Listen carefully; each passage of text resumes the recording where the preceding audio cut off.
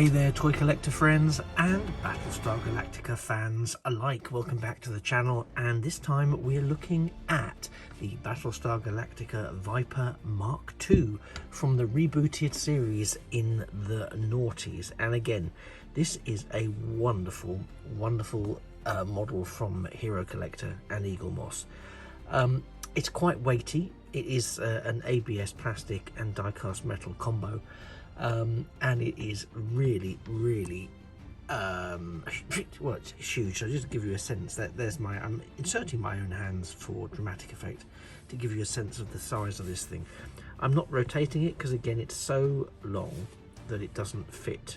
Well, it fits just into the review area, but if I left it on the panel on the turntable all by itself, it wouldn't be able to rotate without me maneuvering it around to get clearance at the various extremities. So apologies for that. And again, it's quite dark there in the thrusters, but when I take it in hand you'll get a better chance to see inside. There's so much to love about this, and apologies for anyone who's looking for me to berate it, but I really can't find anything to berate it about. It's a really beautiful model, and I'm really disappointed that Hero Collector have announced that they're no longer doing. They've done 25 ships in total, I believe, or models in total, and they're stopping at 25, I think it is. So there'll be no further Battlestar Galactica ships, and some are still out of stock. So I'm really on the scrounge to try and find them at conventions and toy fairs and the like, and of course our old enemy eBay, although not such a fan of there because the scalpers are out in force and I won't play that game. Let it be known. I'm just going to zoom in because obviously you'll see it when I come to take it in hand, but some of the things I love about this is the actual detailing here. So I'm going in close so you can see here sort of the intake valves. You've got the forward mounted cannons and some of the visible engine detailing here, which is beautiful. You've also got some of that lovely carbon scoring on the hull to demonstrate that this has been in battle, and it definitely has been, because you can see here that this particular vessel belongs to Captain Kara Thrace Starbuck, one of the leads from the reboot.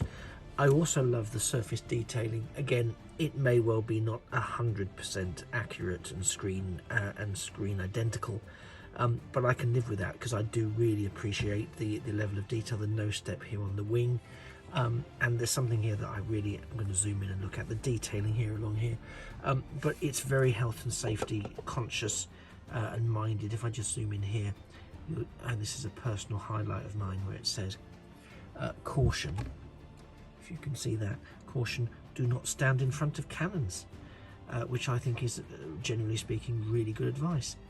So I'll pull back out again so you can start to take the ship in all of its glory.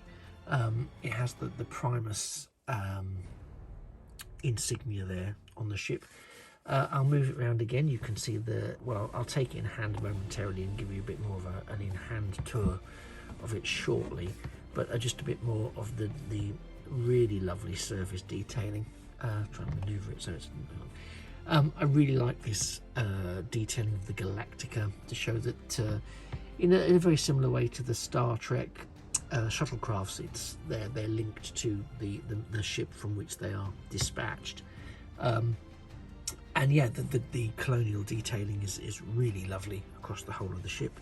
The detailing and surface modelling around these primary thrusters is superb. And I'm going to, as I say, I'm going to hold it in a second so you can see a bit more detail inside the thrusters. It's not particularly painted in any way that's overly thrusty, but you can see some detailing of the outlets for the thrust. I do love the design that of the wing section. It's very true to form. It has the registration numbers, the scoring is asymmetrical, so it does have a genuine feel to it. I'm a real fan of this ship. I've been a fan so far of all of the Battlestar Galactica ships, so I'm pretty sure that that's not in and of itself a surprise to anybody. But I really do think this is lovely. I'm just going to pick it up for you so you can get a sense of just how awesome this ship really is, and across the various dimensions. Just so you're really clear, this is where you can really feel it when you have it in your hands, but the nose section is where the die cast and the weight can be felt, and it's very noticeable that this is the molded ABS plastic around the rear here. Let me tilt it so that you can get the lighting there on the reverse, on the rear thrusters. So there you are inside the thrust pods. You can also see some more of the engineering detail here and the various links into the mechanics of the ship. I'm going to turn it around so you can see the underside in a bit more detail. Not a huge amount going on in the base, to be brutally honest. A couple of what could be panels that relate to concealed landing gear, but nothing too much is drawn out. But in fairness, we can't see that from display point of view. We can see, however, all of this great stuff on the top, and it really is great. If I tilt it again, you might be able to then get a better look at some of the surface detailing as the light picks it off. I do like the translucent plastic used for the cockpit, so you can get a real sense of the seat in there. There's no real detail or flight control stuff in there. It is literally just a void space, but nevertheless it's pulled out nicely. There's a bit more detailing there texturally. I'll see if I can encourage the camera to focus on it by bringing my pen there. So that's, yeah, so it's a lot of really nice attention to detail here, and I really like it. I can't impress upon you enough how much I like it. And again, it's a beautiful reimagining of the Ralph McQuarrie original designs. So you know, there you are, you can see that nose section. That's probably the best angle to get that sight of what that looks like as a textured surface. You can also see that really lovely metallic red paint that's used to pull out that nose cone on the metallic section. But yeah, so it's a really lovely model, and again, it's one of those, if you're going to hold it, you do need to hold it here. I get a real sense of robustness and security holding it on the nose cone that I don't naturally get when I'm holding it around the wings. And you can see there the Colonial insignia. The Battlestar Galactica insignia is on both sides. You can see where they've got some nice carbon scoring around the intake valves. There's even the release cap there to help with the rescue of the pilot. Yeah, I can't fault it. I do also like the tilted, the slightly tilted display stand. It is sort of gravity orientated, but because it recognizes where the center of gravity in this ship is, it makes standing it really easy. Some of you may have seen some of my Star Trek Starship appreciations and reviews that the connectors, the stands that come, are a little bit on the flimsy side, shall we say, or tricky to establish side. This is much easier to get on board with. That said, it's also far less, well, arguably far less secure, because it is literally just, you are sitting it on that translucent base, but it is sculpted really well, and you can feel once it's in, the balance there holds it exactly where you want it to be, which makes it great for photography and similar.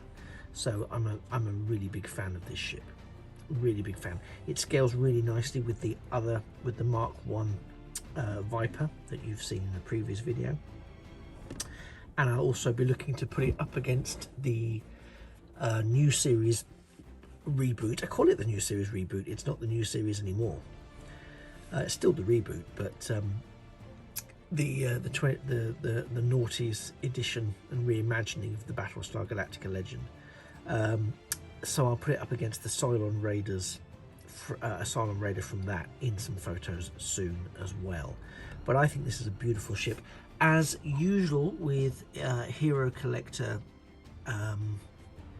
models. It does come with a Battlestar Galactica collector's booklet with the detail of the ship on the front, Viper Mark II, some lovely illustrations on the interior.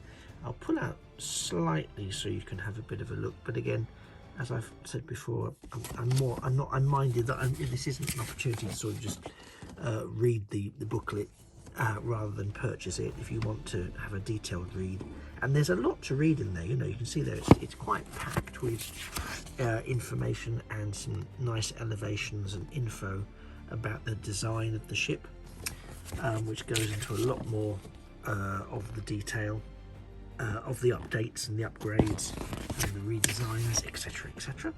And it's the sort of thing I do find really, really interesting. And there's an interview there with Ronald D. Moore, who was the executive producer. Ooh, and there's the Cylon Raider, which we'll be looking at in another video soon. So that really is all I have to say about it. I will insert some photos at the end of the video of the ship taken in context with possibly a starfield or something, just so you can see what it looks like in terms of how it photographs from a model shot, sort of toy photography point of view. But I think you can see here that it really, really is a spectacular, well put together, well detailed piece. Again, is it 100% screen accurate? Well, the moment you start having carbon scoring across the piece, it's not going to, it can't be 100% screen accurate. But I think for the quality of the model overall, the price point, the level of mass producedness that it's at, and the scale, I think it's really, really good, and it certainly does everything it needs to from my point of view. So whether or not it has a place in your collection, it comes down to that being a very much a personal choice of yourself. I'm just going to zoom in one more time so you can have a look at some of that text there that's on the fuselage, so you can really see that level of detailing. There may be an element of, does it scale how we would expect it to scale in real life, and possibly there's an element of artistic license there, because there has to be, you know, in fairness, there needs to be some artistic license in order to make it visible. I remember the USS Enterprise A has United Federation of Planets and Starship Enterprise written across the saucer section, and technically speaking it's very much out of proportion to the ship, but if you were going to see it, it kind of is the size it needs to be. So I think there is, I think I can comfortably allow Hero Collector a degree of artistic license with that. So I refuse to be too harsh. If it was, you know, ridiculous, and also had, like, as you sometimes saw in the 70s and 80s as products were licensed, it had randomly Battlestar Galactica emblazoned down the front, which of course made no sense whatsoever, then I would definitely be calling them out on that. But in terms of as an overall display piece, this for me works fantastically well. So you and you alone know whether or not it has a place in your collection, but hopefully giving you a chance to see it up close and personal like this, and again in some of the photos that will follow, will give you an idea as to whether or not it's something you want to purchase off the Hero Collector shop website. I don't know that they're going to continue to restock these. Certainly I've had a problem getting some of the last items that I actually want from the range, and looking around in toy fairs, as I've mentioned, and conventions, they don't crop up very often, and at the moment the ones I'm after that are on eBay are at a price point I frankly refuse to pay at this juncture, but I carry on holding out hope that they'll materialize somewhere along the line. I remain confident, so say we all, that that's the case. So that has been the Battlestar Galactica Colonial Viper Mark II. You have been a fantastic audience, and if this has helped you in any way, shape or form, please remember that I have been the time travelling toy collector, and smash that like button. Whilst you're smashing the like button, you might want to add a subscription to the channel so that you never miss a future video, which may well be Battlestar Galactica or Star Trek or Transformers or Doctor Who or Marvel or goodness knows what. Any number of things could be cropping up in the future, and chances are they probably will. So please do hit that like button. Please do join me for a future video. If you're new to the channel, stick around, have a look, check out some of the other playlists. There may be things there that will interest you. I'm sure there will be. And again, thanks for dropping by. Take care, and I'll see you in a future video. I've been the Time Travelling Toy Collector. Bye bye for now.